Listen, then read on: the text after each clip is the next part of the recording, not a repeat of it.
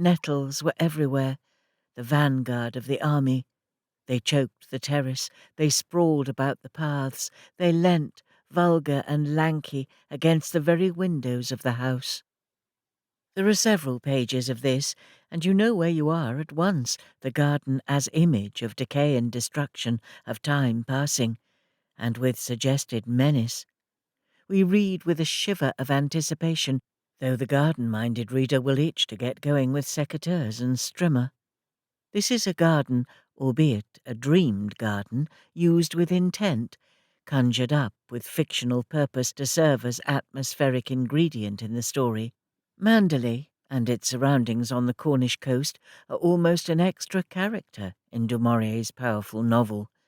The narrator, we never learn her name, an odd authorial gimmick, is the young bride of the glamorous Maxim de Winter, and arrives there to find a climate of mystery and oppression. The sinister housekeeper, the pervading memory of the dead first wife, Rebecca, and the narrator's obsessive belief that Maxim is in permanent mourning for her and that she can never take Rebecca's place.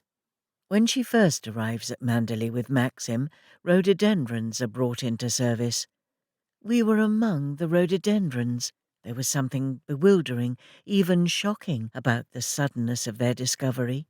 They startled me, with their crimson faces massed one upon another in incredible profusion, showing no leaf, no twig, nothing but the slaughterous red, luscious and fantastic, unlike any rhododendron plant I'd seen before.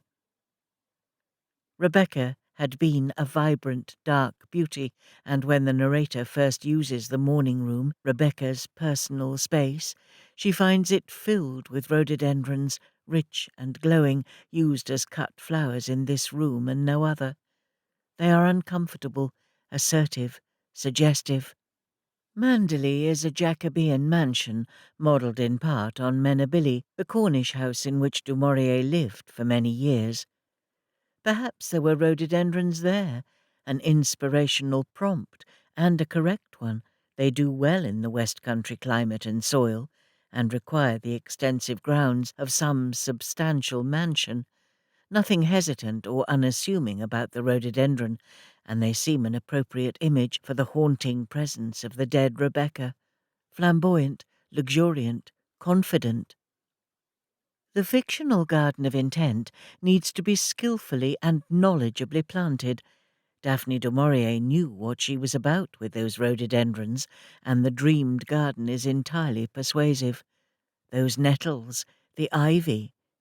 Ivy is definitely the novelist's plant of choice. As soon as ivy sneaks in, you know it's there with possibly sinister intent.